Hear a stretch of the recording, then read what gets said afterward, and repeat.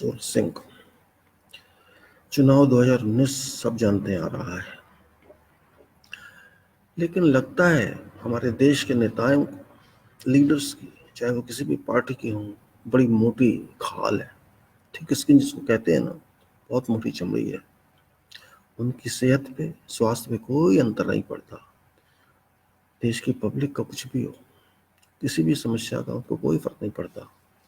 उनको बस political management करना है, राजनीतिक प्रबंधन करना है, चाहे वो हमारे प्रधानमंत्री जी हों या हमारे विरोधी नेता हों देश के। अपने से मतलब, अपने वोट से मतलब, वोट मिल जाए, बाकी सब ऐसी तैसी हो जाए, कोई बात नहीं है। ऐसा होता आया है और अब भी हो रहा है। चिंता नहीं करते वो मेरी, आपकी, देश की, गरीबों की। उन्हें चिंता सिर्फ अपनी है। हमारा काम चलना चाहिए। जो पावर में है वो सोचता है मेरी सीट बनी रहे, सीट छोड़ने को तैयार नहीं है। सारे यूके के डेविड प्राइम मिनिस्टर नहीं है, जो डेविड था ना, छोड़ के चला गया था ब्रेक्सिट के बाद, आपको पता है। तो प्रधानमंत्री यूनाइटेड किंगडम का था, जब उसके हिसाब से ब्रेक्सिट का नहीं रिजल्ट आया, वो चाहता था कि यूरोपियन यूनियन में रहे, लेकिन वो रिजल्ट उसके हिसाब से नहीं आया, तो कितना देखो प्रिंसिपल वाला आदमी था, रिजाइन देके चला गया कि मैं इस देश को नहीं संभाल सकता। इसे कहते हैं कैरेक्टर, स्टैंड, प्रिंसिपल। लेकिन हमारे देश के प्रधानमंत्री जी, कुछ भी हो जाए सीट नहीं छोड़ेंगे। अब 30 साल तक, 40 साल तक, 50 साल तक ठेका ले लिया उन्होंने। आप उन्हें बेशक वोट मत दीजिए, उन्होंने एग्री कर लिया, हम तो रहेंगे। और यही हाल हमारे कांग्रेस वालों का है। अरे भाई, आप मालिक नहीं हो, मैं फिर कह रहा हूँ, देश के नेता भी नहीं हो आप हमारे। हम नेता कह रहे हैं आपको कि आप हमें लीड करेंगे, तो आप कर नहीं रहे लीड। किसी को आप नेतागिरी दिखा नहीं रहे। आप तो सिर्फ सीट पाना चाहते हैं। आप हो, अपोजिशन हो, अपोजिशन भी सब पार्टी सीट पाना चाहते हैं। और प्रधानमंत्री जी जो कहते हैं जी ये सब इकट्ठे होकर मुझे पीटने जा रहे हैं, अरे पीट तो आप भी रहे हैं। आप भी अकेले तो नहीं चले, और आप चल भी नहीं सकते। आप तो बल्कि गलत कर रहे हैं। आपको पास इतना स्टाफ दिया हमने मंत्रियों का, आप उनका इस्तेमाल ही नहीं किया आपने 5 साल। आपको तो डेलीगेशन ही नहीं आता है, आप तो मैनेजर ही नहीं हो अच्छे। लोग कहते हैं आप इवेंट मैनेजर हो, मैं तो कहता हूँ आप इवेंट डैमेजर हो। अगर आपके 60-70 जो मिनिस्ट्री 15% होते हैं संविधान के हिसाब से, मालूम है ना आपको, 15% मिनिस्टर आप बना सकते हैं। 15 को 500 का 75 to 80 मिनिस्टर आप बना सकते हैं। ये मिनिस्टर किस लिए होते हैं? घूमने के लिए, फिरने के लिए, हवाई जहाज में जाने के लिए, वीआईपी ट्रीटमेंट लेने के लिए, बॉडीगार्ड लेने के लिए होते हैं, या देश के लिए काम करने के लिए होते हैं? आपने इनमें से कितना प्रोफेशनली यूज किया है, जरा बताएंगे? आपने इनको एक किलर की तरह यूज किया है, बल्कि नॉन एग्जिस्टेंस यूज किया है। हर चीज के मिनिस्टर तो आप रहे हैं। प्रधानमंत्री जी, आपको अधिकार था इनको अच्छी तरह से प्रयोग करने का, यूज करने का, रिजल्ट आते। आप जहाँ जहाँ गए ना विदेशों में, जितनी कंट्री आप घूमे हैं, वहाँ आपके फॉरेन मिनिस्टर जा सकते थे, आप ऑर्डर दे सकते थे ये काम करके आइए, लेकिन आपने नहीं किया, क्योंकि आपको अधिकार देना आता नहीं। आप हर पावर को अपने पास रखना चाहते हैं। आपको शांति मिलती है शायद उससे, स्पिरिचुअल शांति, आत्मिक विश्वास मिलता है आपको, आप रखिए ऐसे विश्वास को। हमें तो ऐसे आदमी चाहिए जो देश को प्रोफेशनली हैंडल कर सके। ये ना कहे कि मैं 18 घंटे काम करता हूँ, कि हमें किसी के 18 घंटे की आवश्यकता नहीं है, क्योंकि प्राइम मिनिस्टर का काम ऐसा नहीं होता कि वो 18 घंटे लगा रहे। 18 घंटे काम करने वाला कहता नहीं मैं 18 घंटे काम कर रहा हूँ। 18 घंटे काम में तो बहुत कुछ हो सकता है, पूरी कायाकल्प हो सकती है देश की, लेकिन नहीं हुई। आपने एक भी प्रॉब्लम बता दीजिए प्रधानमंत्री जी, सॉल्व करके दिए पब्लिक को। एम्प्लॉयमेंट का बुरा हाल है, आप कहते हैं मैंने 8 करोड़ जॉब दे दिए, ख्यालों में दिए होंगे आपने। अरे अगर ठेले वाले का जॉब आप मानते हैं, रिक्शा वाले का जॉब आप मानते हैं, तो पहले भी थे ना, कांग्रेस के टाइम में नहीं थे जॉब? चाय क्या लोग बेचते नहीं थे पहले? पकौड़े नहीं तलते थे पहले? आपने आविष्कार किया पकौड़े का क्या, या चाय का, या रेडी का, कुलचे छोले का? हद आती, हंसी आती है। प्रधानमंत्री जी, आप प्रधानमंत्री जी, आप ये मत भूलिए, आप कहते हैं छोटी तरह अपने आपको कहते रहिए, हम तो आपको प्रधानमंत्री मानते हैं ना। रही बात मैं अपोजिशन वाले से कह रहा हूँ, कांग्रेस से नहीं कह रहा हूँ। थक गए, बोर हो गए आपके सबके भाषणों से। देश चाहता है ऐसा नेता, ऐसे एमपी जो समस्या का सुलझान कर सके। हमें सॉल्यूशन चाहिए। थक गई है पब्लिक, बहुत परेशान हो चुकी है। देखो ना, चिल्लाते हैं लोग गाँव में, गरीब लोग, हमें कुछ नहीं मिला, हमें ये नहीं मिला, हमें वो नहीं मिला। और आप तो इतने प्रोग्राम देख लीजिए गवर्नमेंट के, सब प्रोग्राम है। गैस सिलेंडर दिए गए हैं, सब कहते हैं हम इतने करोड़, 6 करोड़ दे दिया, हम 8 करोड़ देंगे। सिलेंडर दोबारा भरा नहीं गया, नहीं भरा लोगों ने। लोग वही, अब मैं देखता हूँ यहाँ पर भी लोग लकड़ियाँ ले जाते हैं पेड़ से काट काट के जलाने के लिए घर में। पुल बना, वो होता है पोटली, जो बहुत सारी लकड़ी पात के सर पे रख रख के बेचारे गरीब लोग, मैंने बहुत देखा है, ले जाते रहते हैं, नहीं यूज करते गैस। अरे भैया, गरीब आदमी 900 रुपये कहाँ से देगा दोबारा भरने के लिए? प्रधानमंत्री जी, सच्चाई को पहचानिए। और मैं यही बात विरोधी दलों से भी कहूँगा, आप पर लागू होती है, आप ही बहुत उछल रहे हैं। अरे भैया, सीट लेने से कुछ नहीं होता। देखो, सरकार चलाना बच्चों का खेल नहीं है। सरकार चलाने के लिए बहुत कष्ट उठाना पड़ता है। हमने वो समय भी देखा है, इंदिरा गांधी का समय, शास्त्री जी का समय, और समय। अगर इतना आसान होगा तो कोई भी अनपढ़ आदमी बैठ जाएगा सीट पर, चल लेगा। नहीं, वो सरकार अब नहीं रही है। अब सब 132 करोड़ लोगों की सरकार है, और ये बातों से नहीं चलती, स्पीचों से नहीं चलती, सोच समझ चलती है। कैसे भी थे डॉक्टर मनमोहन साहब, बोलते नहीं थे, लेकिन देश को संभाला था उन्होंने। आर्थिक स्थिति तो संभाला था, मुझे याद है। बैंक में एफडी का इंटरेस्ट 10% तक मिला है 1 साल का। और हमारे साहब तो एहसान करके दिखा रहे कि मैं 8% दूंगा, 5 साल 7 साल की आप उसमें कर दीजिए। कि उन्होंने क्या किया था? जादू किया था क्या? मनमोहन सिंह के साहब के टाइम में 10% तक इंटरेस्ट, मिनिमम 9.5 तो मैंने लिया है, और आज वो इंटरेस्ट 6.5 है। 3% का लॉस अगर मेरी सेविंग्स में हो रहा है तो मुझे खुशी होनी चाहिए, डांस करना चाहिए।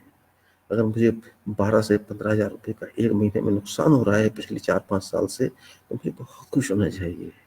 मुझे बैंकों का धन्यवाद करना चाहिए, हमें सरकार का धन्यवाद करना चाहिए, भारत की सरकार का। प्रधानमंत्री से हाथ जोड़ने चाहिए, प्रधानमंत्री बहुत अच्छा किया आपने मेरा नुकसान करके। अफसोस होता है, इकोनॉमी को तोड़ दिया, कचरा चकनाचूर कर दिया, समुद्र में फेंक दिया इकोनॉमी को। अच्छी खासी चल रही थी इकोनॉमी। अमेरिका को सलाह देने वाले प्रधानमंत्री जी थे, जिन्होंने सलाह दी थी इस तरह से करो। अपने देश को उन्होंने बचाया था आर्थिक हालात से, जबकि दुनिया में रिसेशन चल रहा था। और आज जॉब नहीं है, छोटे से छोटे जॉब के लिए पीएचडी वाला आ रहा है, बीटेक करके आ रहा है। अरे क्या है ये सब, इतने गिर गए। जॉब का ये हाल कभी नहीं हुआ, कभी नहीं, पहली बार हो रहा है। क्यों? कारण है स्लीपिंग गवर्नमेंट। लोग कहते बहुत काम करने वाली सरकार है, मैं कहता हूँ इससे घटिया सरकार, वीक सरकार आज तक नहीं बनी, जिसे पता ही नहीं कि क्या करना है। जिस सरकार को यही नहीं पता क्या करना है, वो सरकार करेगी क्या? कहते रहिए कि मैं बीजेपी की बुराई कर रहा हूँ, डॉक्टर मोदी की बुराई कर रहा हूँ, मैं बुराई नहीं कर रहा, बिल्कुल नहीं कर रहा। मुझे किसी से लेना देना नहीं है, लेकिन जो हालात हैं उस पर बोलना पड़ेगा। आज समय ऐसा आ चुका है, लोग आत्महत्या करने सोच रहे हैं। किसान तो करते ही आ रहे हैं, थोड़े दिन में और भी करेंगे, जॉब नहीं मिलेगा। क्योंकि आज की जनरेशन में टॉलरेंस भी नहीं है। हमारे टाइम में टॉलरेंस थी, आज का युवा सह नहीं सकता। थोड़ा सा भी स्ट्रेस हो जाए ना, वो बर्दाश्त नहीं कर सकता, क्योंकि जॉब नहीं है। जॉब ही नहीं है, इंडस्ट्री नहीं है, फैक्ट्री नहीं है, हाथ के काम नहीं आते बच्चों को, यहाँ ट्रेनिंग नहीं है टेक्निकल। इंजीनियर की कोर्स है, डिप्लोमा का कोर्स है, लेकिन आईटीआई काम नहीं कर रही है ढंग से। बिजली का काम, प्लम्बर का काम, मेसन का काम, कारपेंटर का काम, वेल्डरिंग का काम, दूसरे काम, लेथ मशीन पे काम, कौन सिखा रहा है और कौन सीख रहा है? कि आज का हमारा जो कंप्यूटर ओरिएंटेड यूथ है वो सीखेगा, करेगा, हाथ काले करेगा, नीली ड्रेस पहनेगा, कार के नीचे लेटेगा, बिल्डिंग की ईंटें उठाएगा, सीमेंट में काम करेगा? नहीं करेगा, सीखना भी नहीं चाहता। अरे वो जो थोड़े बहुत कर भी रहे हैं अनपढ़ लोग, वो भी सिर्फ इसलिए कर रहे हैं कि अच्छा पैसा मिल जाता है। मनमोहन सिंह के टाइम से मिनिमम वेजेस बढ़ गए थे, तो पैसा उनको 700-800 मेसन ले लेता है, इसलिए वो कहता है चलो कुछ तो कमा लिया। 400 रुपये वर्कर ले लेता, लेबर से कुछ नहीं आता। उसके टाइम में 100 रुपये होता था रेट पहले, कब से, और 200 रुपये मेसन का होता था। आज 800-900 लेता, प्लम्बर तो 1000 से ऊपर लेता है, बिजली वाला तो 1500 तक ले लेता है। ये काम क्यों नहीं सिखाते हम स्कूलों में, कॉलेजों में, यूनिवर्सिटीज में? क्यों चाहते हैं कि सारे आईएएस बने, इंजीनियर डॉक्टर बने, सारे व्हाइट कॉलर बने? अरे भाई ब्लू कॉलर भी तो बनने चाहिए। कौन करेगा काम? अगर काम सिखाएंगे नहीं तो आने वाले समय में कौन ये सब काम करेगा? कोई पार्टी सोच रही है? मोदी साहब सोच रहे हैं? हमारे राहुल सोच रहे हैं? कोई सोच रहा है? कि कोई स्टेटमेंट सुना आपने आज तक कि हम ये चाहते हैं? कोई प्लान है हमारे पास कि आने वाले 10 साल में, 15 साल में हमें कितने वेल्डर चाहिए, कितने मशीन चाहिए, कितने फैक्ट्री वर्कर चाहिए? कुछ है देश के बारे में? कोई नहीं प्लान ऐसा।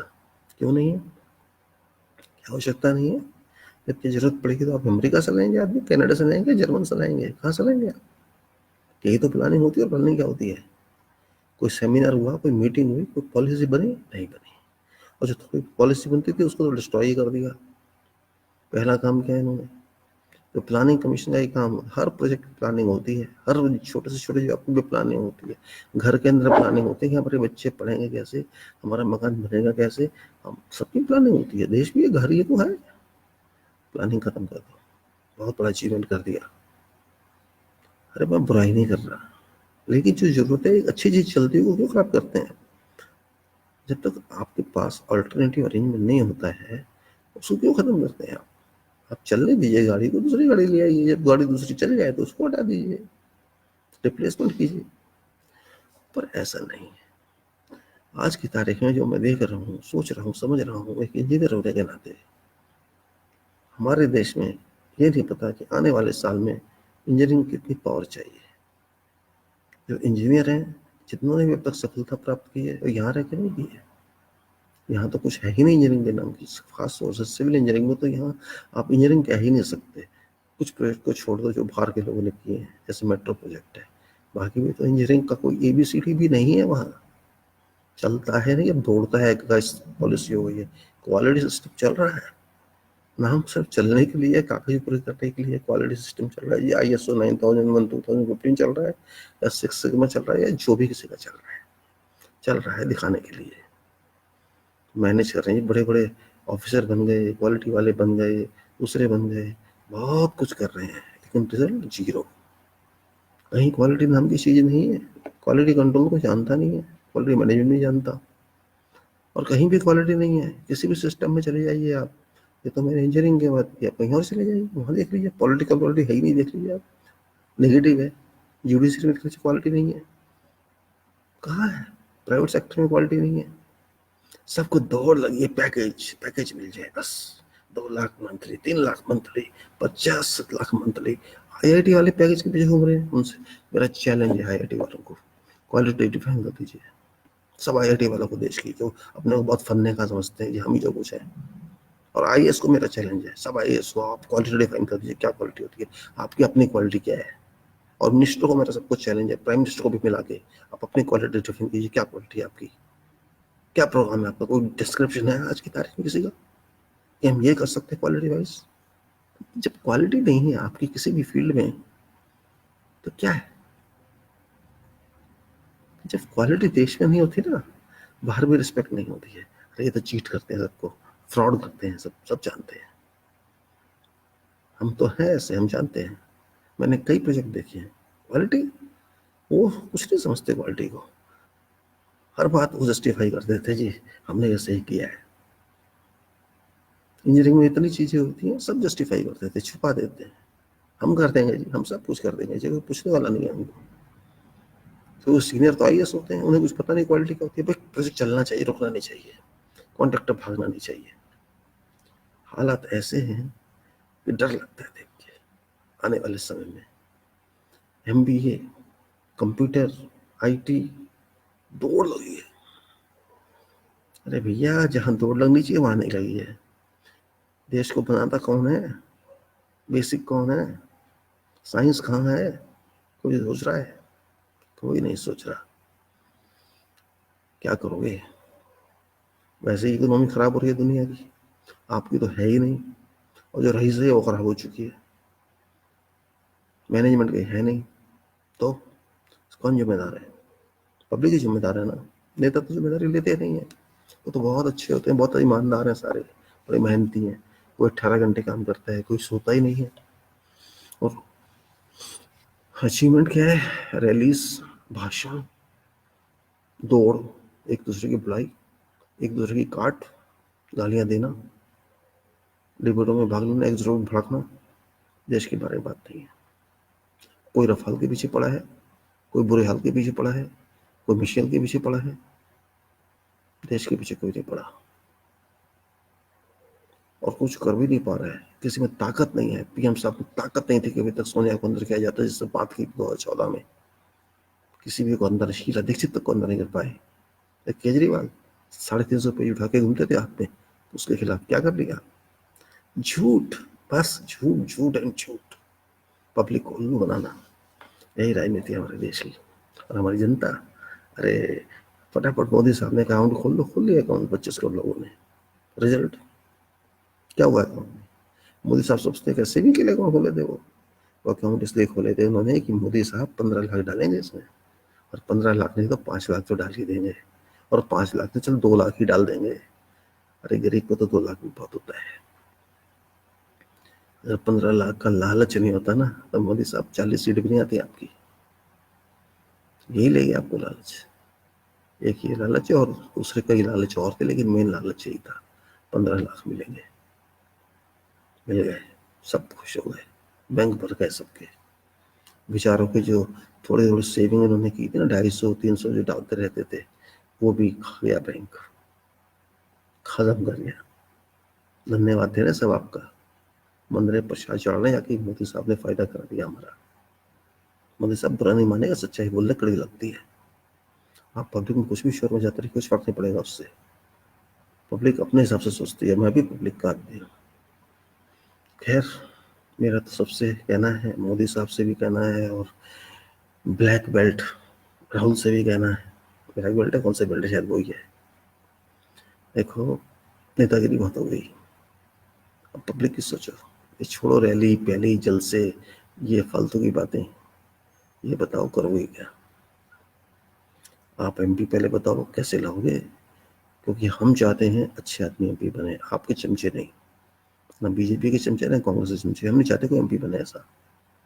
हमें चाहिए एक डिफाइंड क्राइटेरिया, ये बताए कि मिनिमम क्राइटेरिया ये है एमपी बनने का। हम नहीं चाहते कोई आदमी आपको, आपका ही वर्कर 1-2 करोड़ की टिकट पहले ले और उसके बाद 10-15 करोड़ रुपए इलेक्शन में लगाए और आप दिखाएं वहाँ पे जाके इलेक्शन कमीशन में जो आपका लिमिट है। नहीं, हमें ऐसे नहीं चाहिए एमपी। सब पार्टी को मैं कह रहा हूँ, हमें चाहिए सही एमपी। अगर आप सही एमपी दे सकते हैं तो ठीक है, नहीं तो भूल जाओ। अगर कोई भी पार्टी जीते ना 5 साल के बाद, मुझे लगता नहीं कि देश में पार्टियों का नाम निशान बच जाएगा। पब्लिक को बहुत खुंदक है, बहुत गुस्सा है। या तो पब्लिक नोटा पे मोहर लगाने वाले आने वाले टाइम में ज़्यादातर लगाएंगे नोटा, या फिर अपने कैंडिडेट वो लाएंगे, या फिर बहुत बुरा हाल होगा देश का। राजनीति बहुत बुरी जाएगी। फर्क नहीं पड़ता आपकी मेजोरिटी आती है नहीं आती, कुछ नहीं फर्क पड़ता उससे। जब पब्लिक का गुस्सा आपने देखा नहीं है नेताओं, जिसमें गुस्सा पब्लिक को आ गया ना, पब्लिक भड़क गए ना, बहुत ठंडे। किस्मत अच्छी है आप सब नेताओं की, हमारी पब्लिक बहुत ठंडी है, अच्छी है। जिसमें भड़क गई ना, आपको जगह नहीं मिलेगी छुपने की। इसलिए पब्लिक का, छुपी पब्लिक की जो सोच है ना बहुत छुपी हुई है। अनाउंस नहीं करती पब्लिक आपकी तरह। आपकी तो आदत है अनाउंस करने की हर चीज़ और करने की कभी नहीं, क्योंकि आप भी जानते हैं हो ना तो कुछ है नहीं। दूसरे के वो अपने नाम में कर लो, ये आपकी आदत है सबकी। इसलिए ज़्यादा खुश मत हो कि आपको सीट मिलेगी नहीं मिलेगी। सीट मिलने से भी कुछ नहीं कर पाओगे, वो सीट संभाल नहीं पाओगे आने वाले समय में। अगर जॉब एक ऐसी चीज़ है, रोटी कपड़ा मकान देता है। जब 35 करोड़ लोगों को जॉब नहीं मिलेगा ना, आप समझ लो क्या होगा। 35 करोड़ बहुत होते हैं, अमेरिका की पॉपुलेशन है, इंग्लैंड की भी मिला दोगे ना उससे ज़्यादा होते हैं। तो आपका क्या अंजाम सबका होगा अच्छी तरह जानते हो। इसलिए समझ जाओ तो अच्छा है, नहीं तो पब्लिक तो संभल ही जाएगी, और ऐसा संभालेगी कि आप जो संभल पाओगे। आपकी पुलिस भी कुछ नहीं कर पाएगी, पब्लिक पे तो गुस्सा आ जाता है। इसलिए अभी समझ जाओ, मैं तो अच्छा कहूँ। थैंक यू, जय भारत। ओके।